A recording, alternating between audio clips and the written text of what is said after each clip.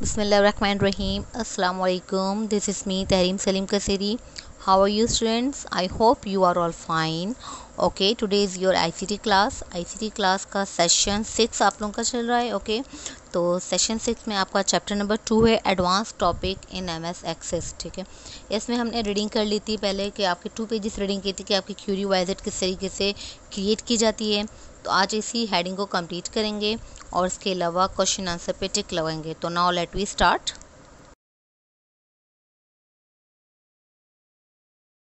Students, now take out your book and put pencil on your hand. Okay, hurry up. Class 8 Online with Smart Computing. Okay students, now open your book.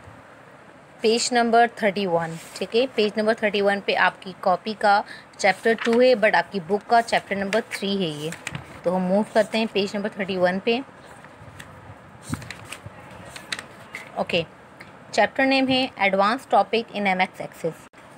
Okay, तो इसके हमने learning objects पढ़ते कि learning object में क्या था. Learning objects में ये था कि आपने आइडेंटिफाई कर लेंगे इस रीडिंग के बाद कि इसके डिज़ाइन व्यू टेबल कौन से होते हैं, इसकी क्यूरीज़ कैसी होती हैं टेबल में, और इसको टेबल को किस तरीके से क्रिएट किया जा सकता है, and generate reports of a table कि आपको जो टेबल की रिपोर्ट है उसे किस तरीके से जनरेट किया जा सकता है. ठीक है, इसके बारे में हमने पढ़ा कि प्राइमरी की, इसकी प्राइमरी कीज़ के बारे में हमने पढ़ा कि प्राइमरी की क्या होती है, कम्बिनेशन ऑफ फील्ड्स होती है. ठीक है, इसके बाद है क्रिएटिंग क्यूरी. क्यूरी को हमने क्रिएट किया था. 2 तरह की क्यूरीज होती हैं, एक होती है क्यूरी वाइजेट मेथड और दूसरी होती है क्यूरी डिज़ाइन मेथड. ठीक है, तो क्यूरी वाइजेट मेथड को हम रीड कर रहे थे कि क्यूरी वाइजेट क्या है. इसके 6 पॉइंट कंप्लीट हो चुके थे यहाँ तक, नेक्स्ट पेज तक 6 पॉइंट कंप्लीट हो गए थे. हम सेकंड इसके नेक्स्ट पॉइंट की तरफ मूव करते हैं. Point number 7.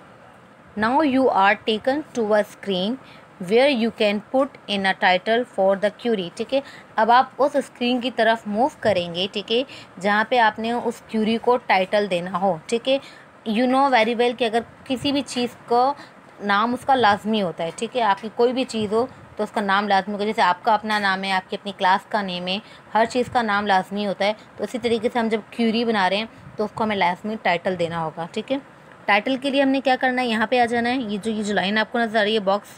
ठीक है, यहाँ पे type the title of the query. तो यहाँ पे आपने क्या करना है, आपकी क्यूरी का टाइटल हमें टाइप करना है. इसके बाद है point number 8. Finally click on the finish for the query to show up the query title will show up as the name of the tab where the query shows up. ठीक है, अब हमें क्या करना है कि जब ये आप नाम यहाँ टाइप कर लेंगे तो फिनिश का बटन इस पर क्लिक करना है. फिनिश के बटन पे क्लिक करने के बाद क्लिक फिनिश बटन पे, तो ये आपकी क्या हो जाएगी, आपका जो टाइटल आपने दिया था वो टाइप हो जाएगा. ओके, तो फिर यहाँ पे आप इसका टाइटल आपका शो हो जाएगा. आफ्टर दिस वर्क, ठीक है, फिर ये करना होगा. देखिए इस तरीके से यहाँ पे दिया हुआ है पार्ट 2 इसका कि क्यूरी डिज़ाइन मेथड. हमने पहले क्या पढ़ा था, क्यूरी वाइजेट मेथड. ठीक है, और अब क्यूरी डिज़ाइन हमने इसके बना तो लिया, अब इसको डिज़ाइन करेंगे. इसको किस तरीके से यहाँ पे ये बताया जा रहा है. तो पहले जो हमने पूरी फाइल बनाई थी वो इस तरीके से शो हो रही है, query show up in separate tab. Okay, this is query. Okay students, okay, so now move query design method. This method creates a new blank query in design view.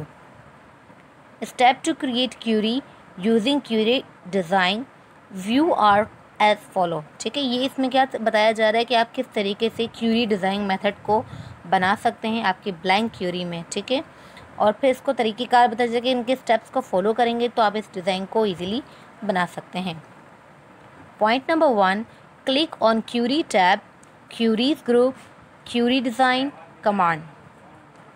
On doing so, you see the following dialog box. ठीक है, आपने क्या करना है, सबसे पहले create करना है, टैब पे क्लिक करना है, क्रिएट टैब पे, फिर क्यूरीज ग्रुप पे क्लिक करना है, एंड देन क्यूरी डिज़ाइन पे. ठीक है, देखिए यहाँ पे आपको नज़र आ जाएगा. सबसे पहले क्या करना है, आपने ये टेबल है. ठीक है, टेबल पे क्लिक करने के बाद फिर यहाँ से आप आगे बढ़ना है, selection of the table on which to run query. ठीक है, आपने उस टेबल पे क्लिक करना है जो क्यूरी आपने क्रिएट करनी है, रन करनी है.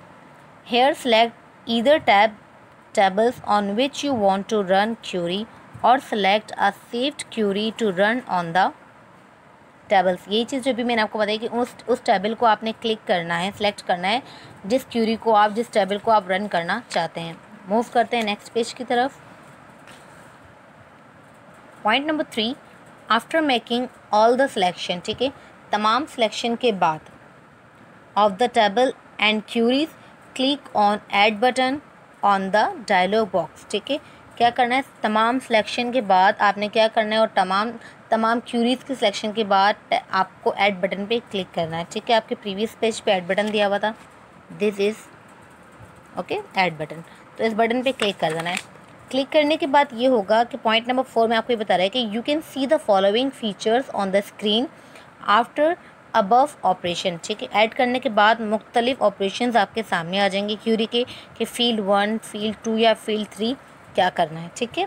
तो इसके बाद है ये, इस पेज को बोलेंगे figure shown on selecting table, ठीक है। इसके बाद आपने ये करना है कि पॉइंट नंबर 4 के बाद इसके बारे में और ज़्यादा एक्सप्लेनेशन दी हुई है कि क्या है। The above grid lines are the essence of the query which pick out field from the table, ठीक है। आपको जो ऊपर लाइन दी हुई है वो आपको बताएगी कि आपको कौन सी फील्ड पिक करनी है आपके टेबल में से। The different columns in the above shown grid line stand for the different field selected, ठीक है।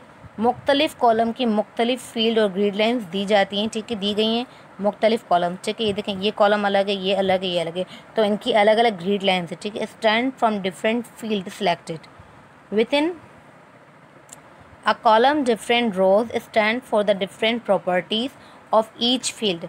हर फील्ड की अलग अलग क्या है, प्रॉपर्टीज़ हैं, ठीक है, मुख्तलिफ प्रॉपर्टीज़ हैं ईच रो और ईच कॉलम की, okay. Some such properties of the fields are dash field name, table of the field, sort order of field, whether to show the field or not in the query। तो ये इसकी fields है, जो आपने जो मर्ज़ी से फील्ड सेलेक्ट करना चाहें वो कर सकते हैं। इसके बाद है with the opening of the query window a new tab open up in MS Access 2010. This is the design tab. Inside the design tab, click on run command in result group, ठीक है। ये तमाम काम करने के बाद आपने क्या करना है, डिज़ाइन टैब पे क्लिक करना है, देखिए यहाँ से, ठीक है।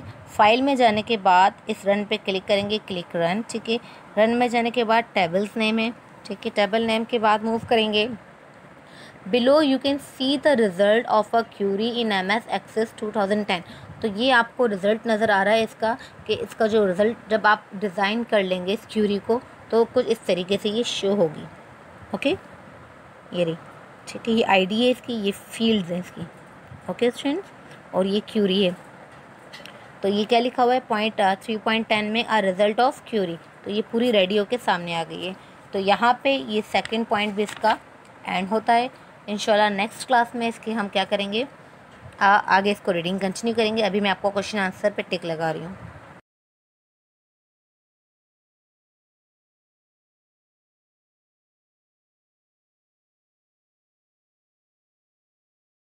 पेज नंबर 48 आपके इस चैप्टर का, ठीक है, पेज नंबर 48, एक्सरसाइज टी।